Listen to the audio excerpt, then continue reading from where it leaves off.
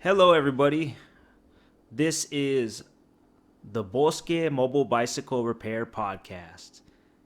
This is episode 1 of the Beginner's Guide to Cycling series. So, if you're a beginning cyclist, or maybe you just been cycling for a while and you still have some inexperience, don't know everything, then I welcome you to listen to this podcast. My name is Frankie, and I get a lot of questions from my customers. You know, I have them constantly in my head. So I get this asked the same things over and over again. So now is my chance to get this recorded. That way, instead of spending my time explaining to customers over and over again, I could just say, hey, listen to my podcast. Because you know what? Time is money. Okay, on episode 1, I'm going to talk about what bicycle you should buy. And you're the only one that really knows that answer. A lot of people ask me for specific brands, specific models, what bicycle they should buy. Maybe you're just getting into cycling. You don't know what this journey is going to bring. And so I hope this episode informs you enough that way you don't waste a lot of time and money on a bicycle. Because we've all seen those really expensive bicycles on Facebook Marketplace, OfferUp, Craigslist, garage sales, and they don't really look as if they've been ridden a whole lot. And so a lot of them haven't. And I know it's they're in like really good condition, and not all of them are stolen, of course. But sometimes people are like, "Well, why is this bike so nice? Is it stolen?" No, you could tell for a legitimate reason. Um, okay, I'm gonna say from the get go, I'm not gonna recommend any brands because one, that's putting my reputation on the line. Two, uh, it's a liability issue if you go out and buy a bike and say, hey, so and so he referred this bike, um, and then you get hurt on it. There's a defect on that bike. It makes me look bad, and all major manufacturers have defects. If you start looking at the industry and really digging deep, and I don't want to talk about the industry because customers don't really care that much about the industry. Uh, Only bicycle mechanics, retailers, and people in the industry care about the industry. So this is not that type of podcast. Um, I want my content to appeal to people who are customers, not other bike shops or people in the industry. I don't really care about those people. They don't give me money um, for my service. Yeah, I'm not going to recommend any specific brands. And you got to ask yourself, how much are you willing to spend? I'm going to say right now, the bicycle is the cheapest thing you're going to spend. And being a cyclist. And because what really costs a lot is the accessories, um, the time it takes you to get drive from your house to the trail, or maybe you're just riding around the neighborhood. The bicycle is the least expensive thing that you're going to spend money on. You're going to find that out the hard way. I found it out. I have a lot of money in helmets, lights, all that stuff. So the bicycle, you want to have some money left over. You don't want to spend your whole check on that bike and or a lot of money on it, and then all of a sudden, oh wait, I need a helmet. Oh wait, I need some lights. Oh wait, I need to get it. I need to take into account that I have to take it to the bike shop at least once a year. And then you're like, oh, you're worried about how much it costs, for those items in the service. So take that into account before buying a bicycle. I'm gonna tell you something I see a lot I see a lot about with cyclists, and that is um,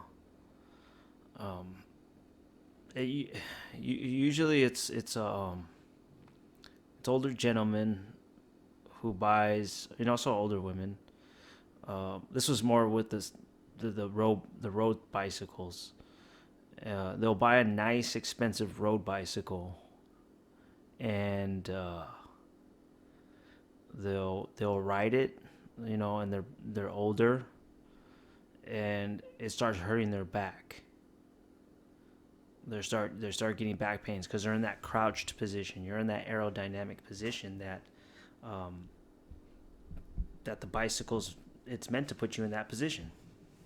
And so people will either they'll get rid of that bicycle and go buy a recreational bicycle. Two, they will modify that bicycle to be more upright, and that messes. It puts stress on the the stem, and it could break, especially if it's carbon fiber. I've seen some people do stuff with carbon fiber they shouldn't do. With aluminum, it can be, depending on how the person rides. But still, it won't really snap, but it won't damage the bike. But still, there's a there's a it's not recommended. Um, so and then mainly with older men, I see them buy mountain bikes, and they realize, that's a young man's game. That it's very stressed. It's very physically intensive when you're riding a mountain bike uphill, and if you fall, um, it could hurt. And there's some real tough old guys out there on the trails, but that can fall and get back up. But there's some guys who will fall, and it's gonna take them a while to get up. So just take that into account. Um, I mainly most of my customers are recreational. Most That's the biggest demographic. Biggest, if you want to group everybody's just a recreational rider. There's very few pros. There's some people who want to, you know, pretend like they're a professional. They'll have expensive bikes, but they're not really, they're not doing the Tour de France. They're not doing it.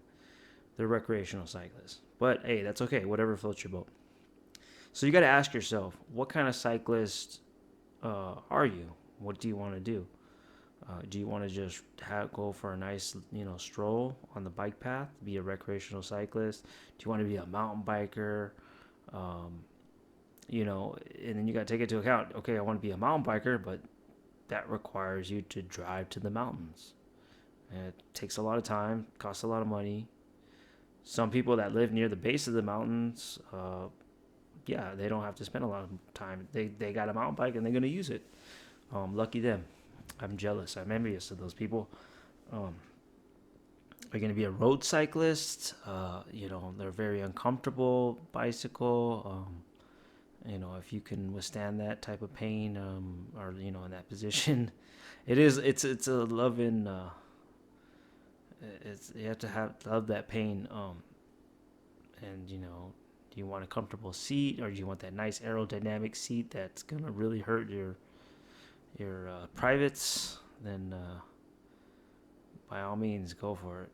So you just got to think about that. And a lot of people, I've seen them.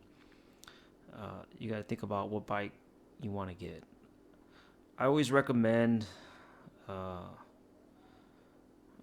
guess, before going deep into the hardcore road or mountain bicycle, get yourself a little recreational bike. Some kind of hybrid bike. Hybrids are the best sellers, really best sellers. Recreational bikes are really big. So I if you're just getting into cycling, I recommend getting a hybrid bicycle. That could be a 26-inch, like a little cruiser. 26 by. When I say 26-inch, I mean the tire size.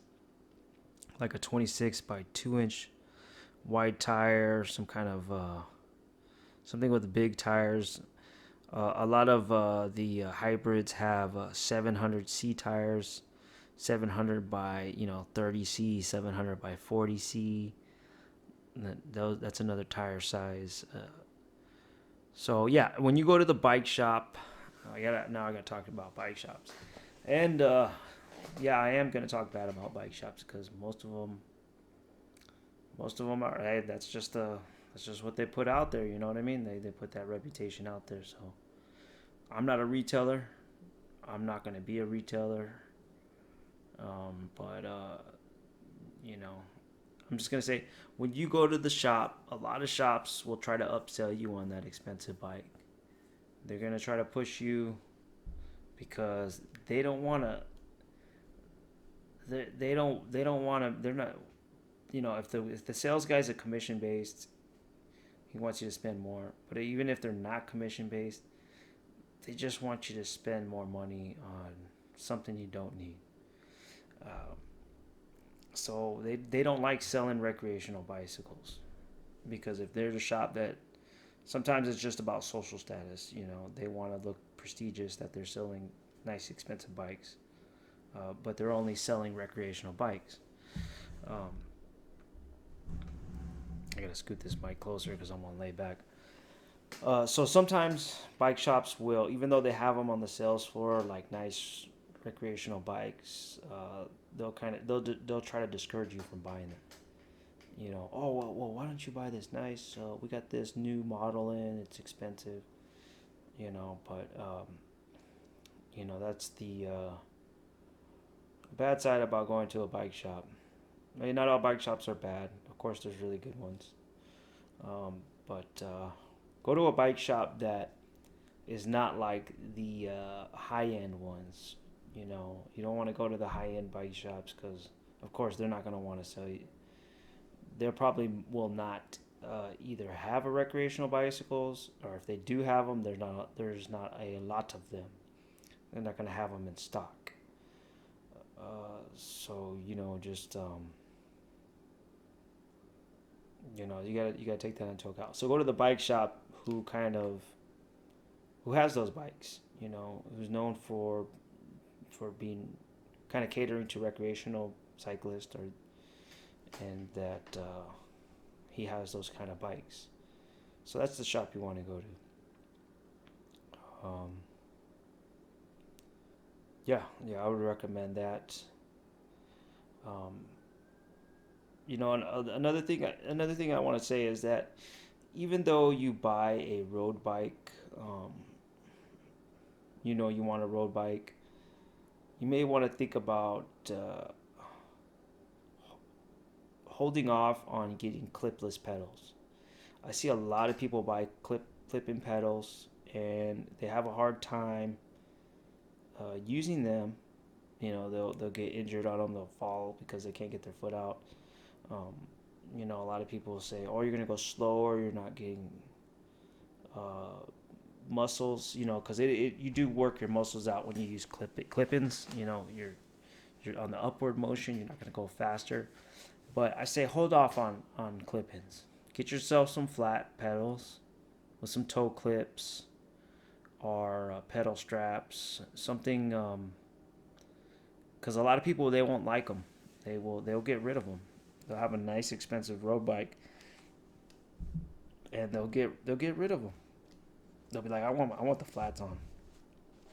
Take those off. So occasionally I'll take off some nice expensive clip-in pedals and they'll put the flat ones on. I've done that on a tandem, really nice tandem. I've done that on some pretty expensive bikes. Put some flat pedals, some cheap flat pedals on there. I sell basically flat pedals, black ones, BMX, the color black, and I always have those on me because a lot of times that's their big complaint is the pedals. That's another thing I want to talk about is that new bikes come with cheap pedals, a cheap seat, and cheap tires. Those are like the three things you gotta replace immediately when you get a new bike. Unfortunately, that's just the way it is. I also gotta touch base on this this subject is how to buy a used bike. Um, that's you're taking a risk there, but you're gonna save yourself a lot of money. Um, the biggest, and that's gonna lead into the next question. Okay, so if you're not a mechanic, you're not gonna know what you're buying. I've seen people buy all kinds of stuff they didn't even know what they had. Some people got ripped off. Some people paid too little for the bike. They really got a good deal, or some people paid way too much for that bike. And then some people bought bikes that they had a lot of mechanical issues. Some people bought bicycles that hardly have any issues. So you're taking a risk unless you're somebody who's experienced cyclist or mechanic. I don't recommend buying a used bicycle unless it's from a bike shop or some kind of refurbishment business. There's nonprofits that sell used bikes, but it's I kind of don't want to discourage people because it's recycling. Unless people buy them, they're gonna go to the landfill. So it's good that people buy used bikes. I don't see nothing wrong with it. I don't sell them because there's no money in it. You know, that's if there was money in it, I'd resell them. But there's no money in selling bikes, not even used bikes. Nobody wants to pay the price for a bicycle that's well tuned up, by a professional and sold to them. Like I don't do it. Um, and then one of the most important things about uh, you buying a bike, riding a bike is fit. Is having a proper fit.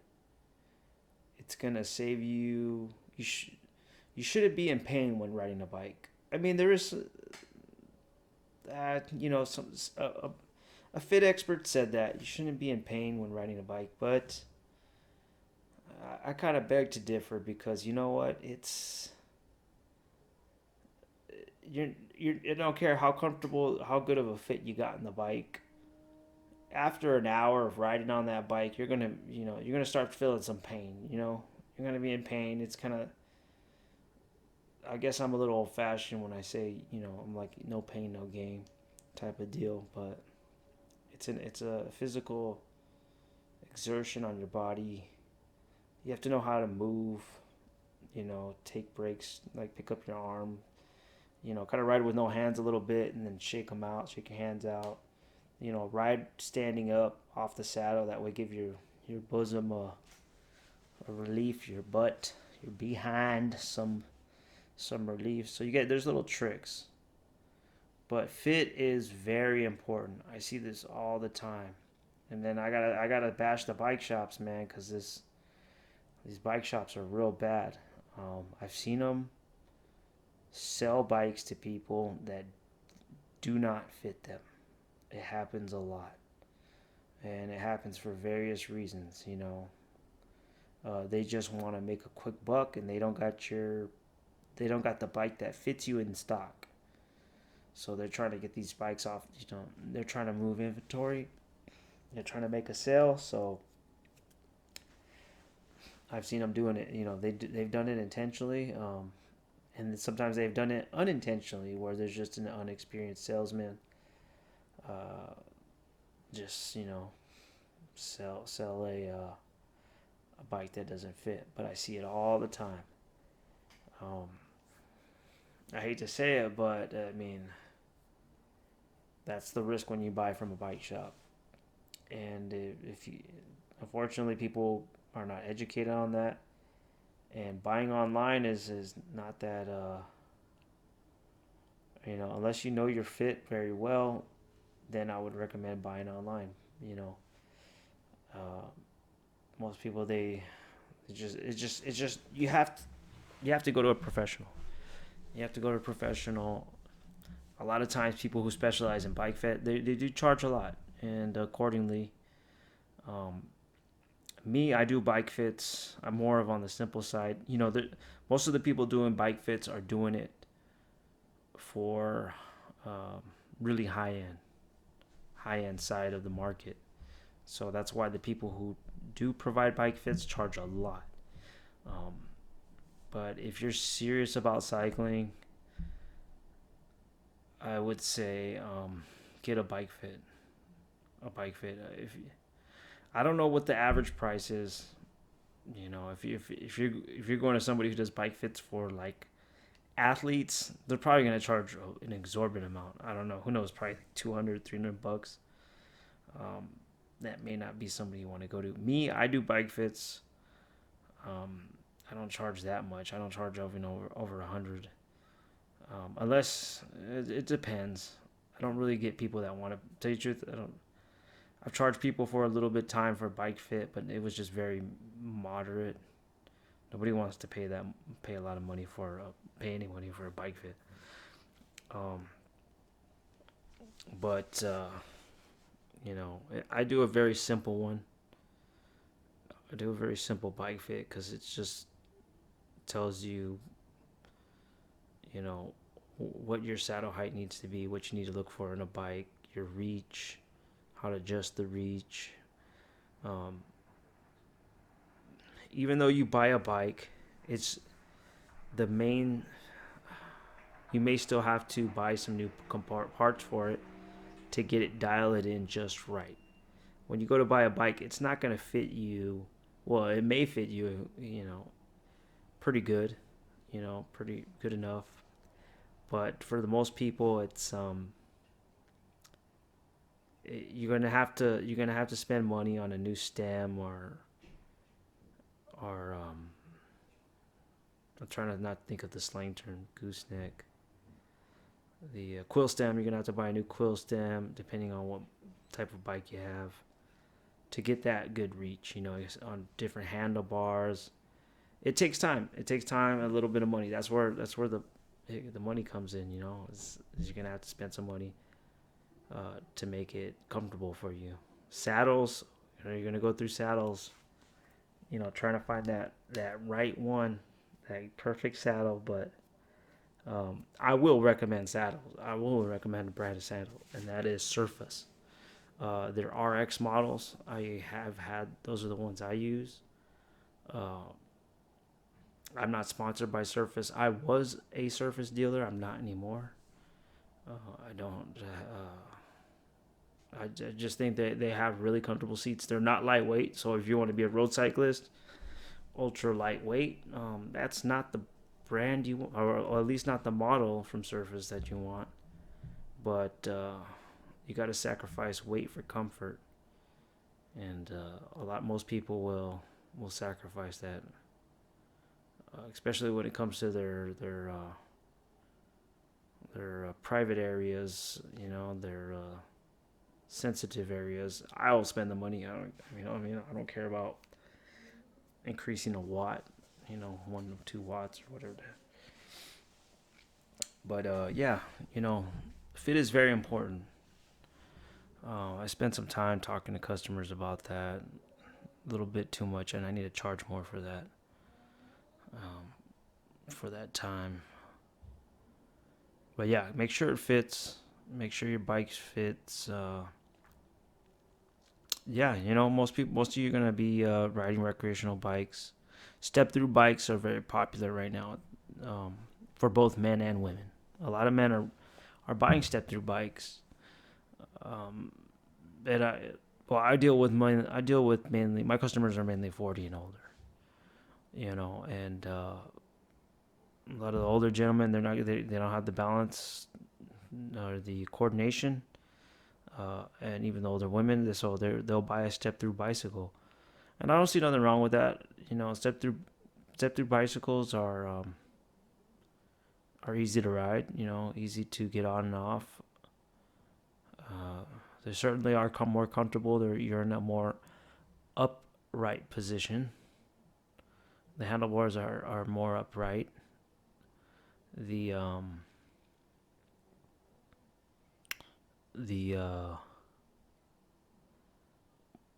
they're just designed that way, And when I say upright bicycle, that's the step through. Those are the ones that are traditionally the frames are like a lady's bicycle, where you can where the frame is it curves downward. That way you can step through it. That's why it's called a step through bicycle.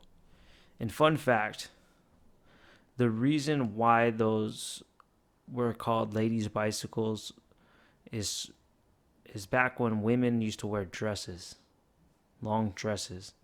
That way they wouldn't they can get on and off a bicycle with the dress. That's why they were designed that way. The frames, really. I forgot when I learned that. I don't know. I was so young when I learned that, but my mother loved bicycles, so I believe I learned that. My mother told me that. She told me that one day. Well, why? Why? Because I told my mom, why is that a lady's bike? And she goes, oh, that's when women used to wear dresses. So, fun fact there. Tires. Another thing. A lot of the country well, I live in America, um, so I'm going to be referring to a lot of referring a lot to my country, United States. So if you're in another country, um, kind of take into context what I'm talking about. I live in the Southwest part of the United States. We got a lot of desert, thorny plants. Our roads are pretty horrible. I mean, I think in America, in general, our roads are pretty bad. I mean, there's some parts of the country probably better, but yeah, we got potholes, we got trash and debris everywhere. Anyways, I always recommend spending money on tires. I make tons of videos on social media about tires. I make I have my top video on YouTube. It's about to hit 10,000 views. Is just about puncture resistant tires. So I keep telling people over and over again, and people where I live at right now are pretty smart about buying good tires and stuff, because they don't really get flats.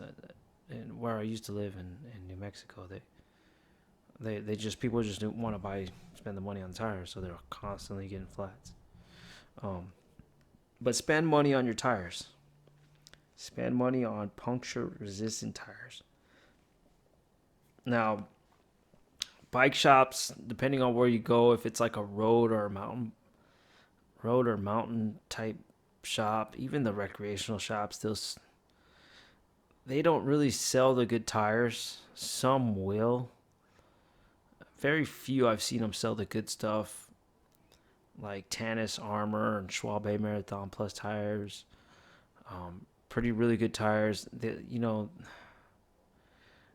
That's something I think they should upsell, is the most puncture resistant products, which they don't. Because I went into a shop one time and I was like, hey, I want some puncture resistant tires. I didn't want to. It weren't for me. They were for a customer, but I didn't tell them that because they probably would have been like, oh, what shop are you with? They probably wouldn't have sold to me because I'm a competitor. But remember one time I went into the Trek store, and I was like, hey man, let me get some puncture resistant tires, and he gave them to me, and I was like, what is this? I was like, this ain't puncture resistant. Nah, man, give me the best. I know you got anything better. And he goes, he went in the back and he grabbed these. I think they were Bond Trackers. Bond Trackers actually made a good brand. Puncture resistant tires. They don't, of course, they don't advertise that model. But I felt it and I was like, oh, these are real good. But yeah, check out my videos on my social media and then my YouTube videos, because I talk about the tires that I recommend. Now, there's people that, since I live in the Southwest and we got all these thorny plants and goat heads, you get these people from the Midwest, which is like the northern middle part of the United States, or the northeastern part of the United States, where they don't got those kind of plants. So they got cheap tires on their bikes, and they're like paper thin, and they don't get flats, or they'll get a flat every now and then. But when they move down here, they get a flat right away. They start crying and stuff. And I'm like, well, you got to spend the money. And they're like, I want slime and I want sealant. And I'm like, well, that doesn't really work out here. It's a temporary fix, but, if you just want to solve the problem, not have to worry about it for a very long time, spend the money. And, they don't want to spend the money. So I always tell people spend the money. That way you're not out on the path in the middle of nowhere, and you get flat, and then you're crying because you can't fix your tire. You got a CO2 cartridge, and then you used it, and you didn't really know how to fix a flat, and then you still don't have the flat fixed, and you got you wasted your CO2 cartridge, or you got a really small mini pump, and you're like, it's like. If anybody has used one of those I'm talking when I talk about a mini pump, I'm talking about one that's like 5 inches long, 6 inches, like 5 inches.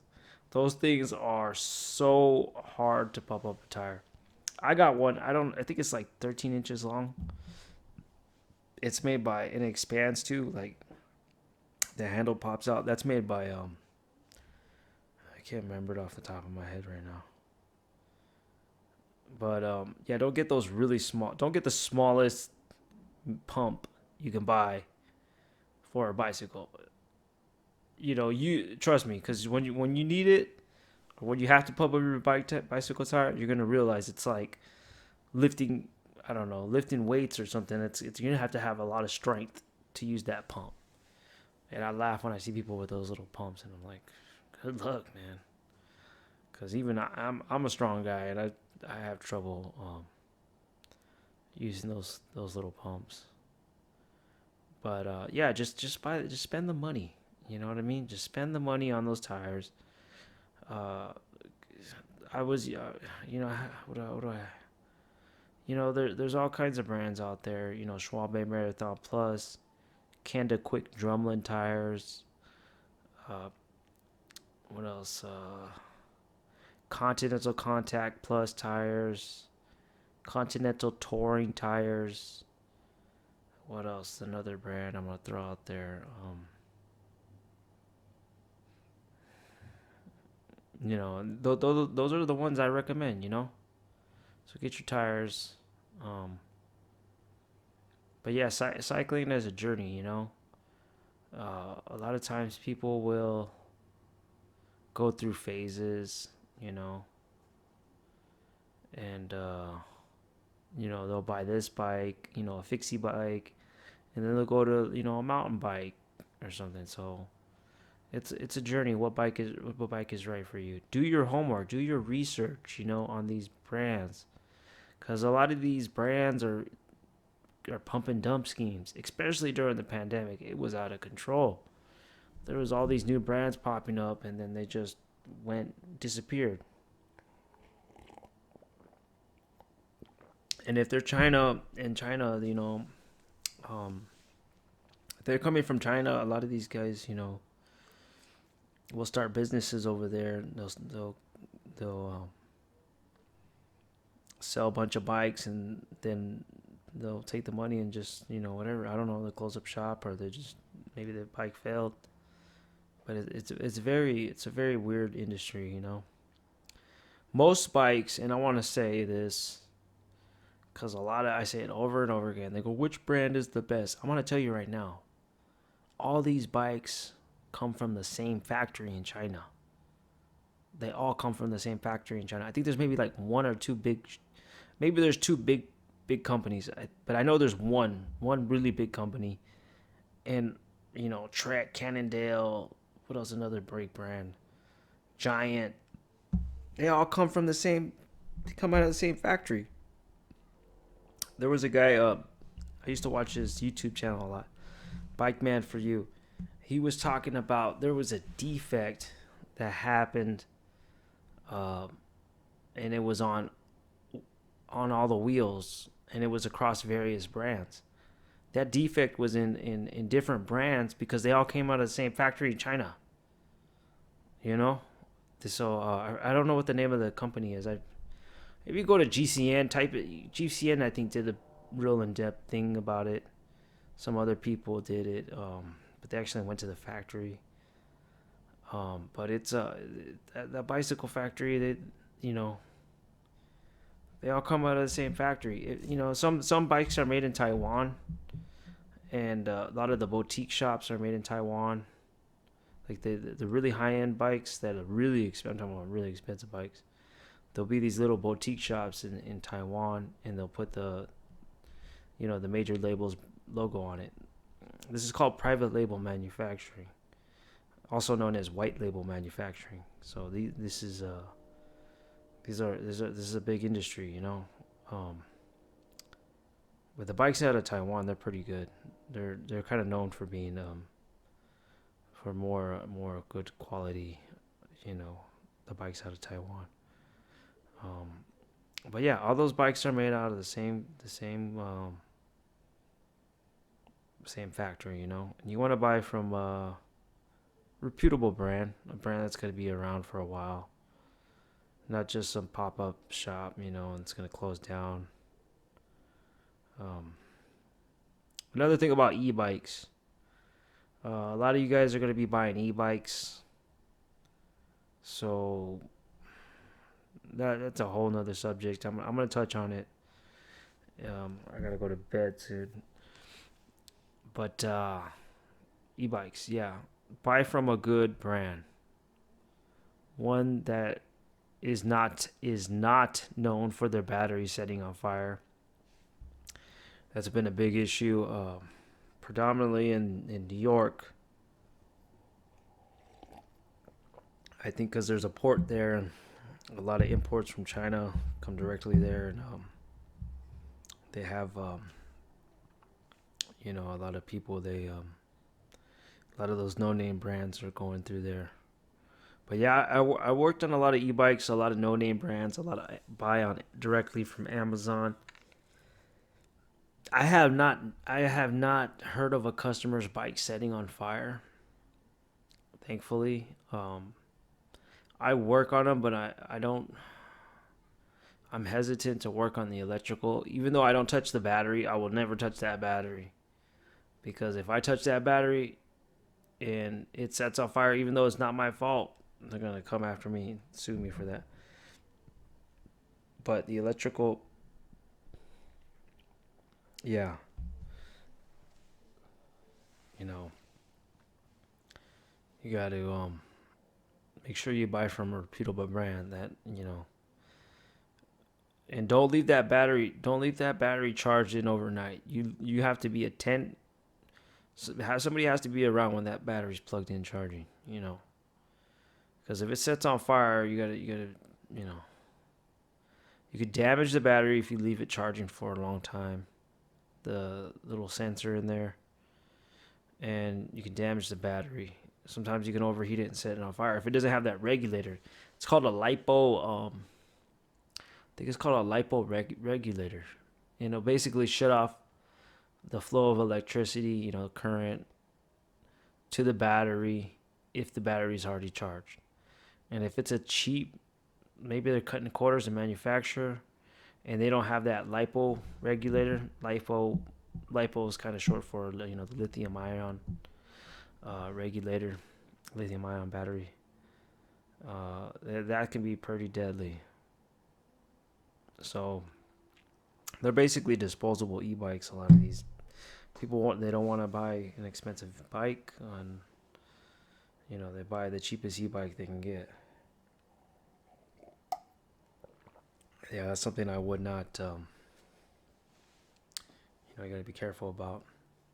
But e-bikes are really, really designed to be a recreational bike. Most of the frame geometry is very relaxed, comfortable, because it's very expensive to make a lot of different sizes or variations of just a normal non-electric bike. And then there's an e-bike, which is more expensive to make. So they're making them very kind of one size fits all kind of deal. Not really, but the way they build them, they can make three main sizes that will fit most people, and they can be easily, the handlebars, the reach is easily adjustable, the seat and all that. There's a lot of movement going on with those bikes. But I mean, I worked on really cheap e-bikes. I worked on really expensive ones. The biggest sellers are the ones with the, it's called a rear hub motor. Those are the biggest ones. People like them a lot. There's nothing wrong with them. They're good. The handling, and then you got those really expensive ones where they got the Bosque or motor in the bottom bracket.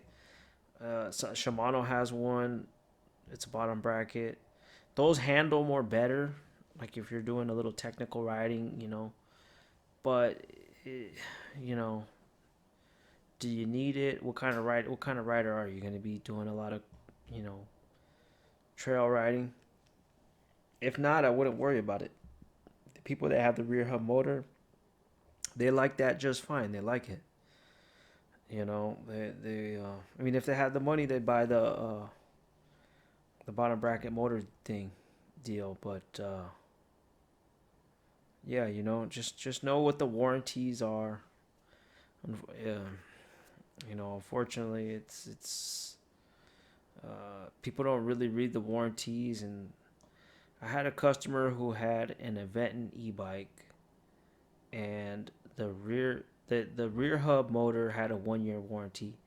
Well, ironically, that motor broke down just after a year, and she wanted to get it replaced, but they were like, "Hey, it's only a year warranty," so she had to get a new rear hub motor, which basically meant a new wheel, because they're not just gonna sell you the rear hub motor, because then you have to take it to a shop and get it rebuilt, and that's gonna cost a lot more money than that motor.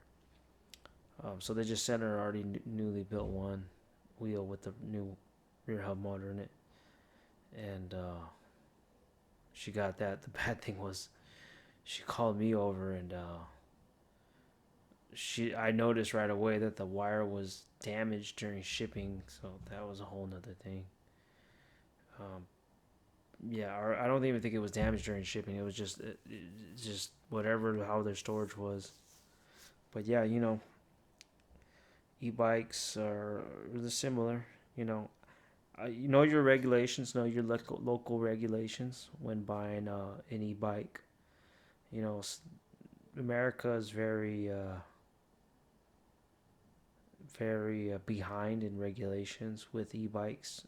A lot of European countries have already had laws enacted, and because e-bikes are already big over there, because they're near the main country where that manufactures them, China. But America is really behind in a lot of. I think the Forest Service doesn't allow motorized, even as the e-bike.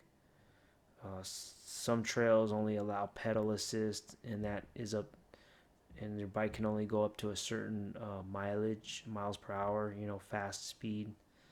So know your regulations. Please follow your local regulations, the law. I've seen all kinds of stuff on the bike path. I've seen motocross bikes, all kinds of dirt bikes, and all that stuff. And unfortunately, that's how it is. But yeah, I'm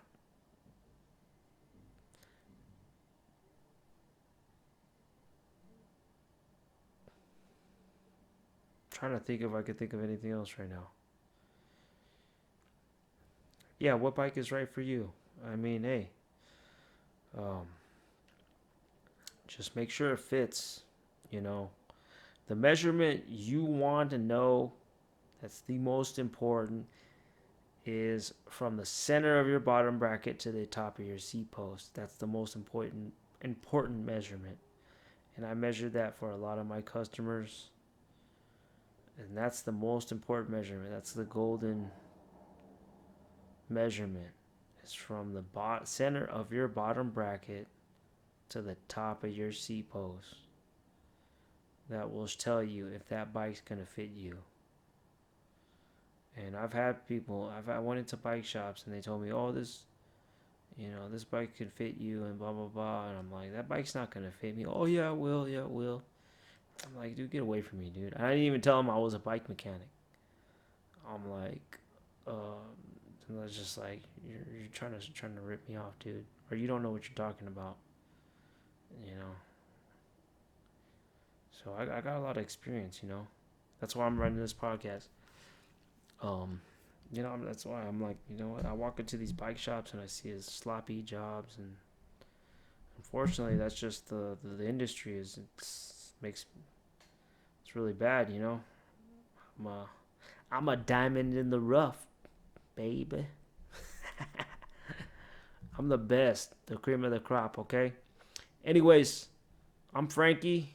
This is episode 1, the first episode of the Bosque Mobile Bicycle Repair Podcast, and also the first episode of the Beginner's Guide to Cycling series. Okay. And if you want to sponsor this podcast, contact me and I will give a shout out to your business. Right now, I'm located in Tucson, Arizona. So if you're in Tucson, Arizona, give me a call, book an appointment on my website. As a matter of fact, just book an appointment on my website. That's all you got to do. Bada bing, bada boom. And I do house calls, repairs completed at your location. Anyways, if you have any more questions, put your questions in the comments below and I'll answer them. I'll probably do a part 2 to this episode. So keep on the lookout for it. But yeah, it's going to be on YouTube and it's going to be on more platforms very soon. I've got to learn how this. I'm still learning podcasting. I know how to edit videos and post videos, but podcasting is new to me because I'm just getting into it because I got this awesome microphone and I want to use it. Anyways, have a good day. Get out and ride. Have fun. Sweat and smile.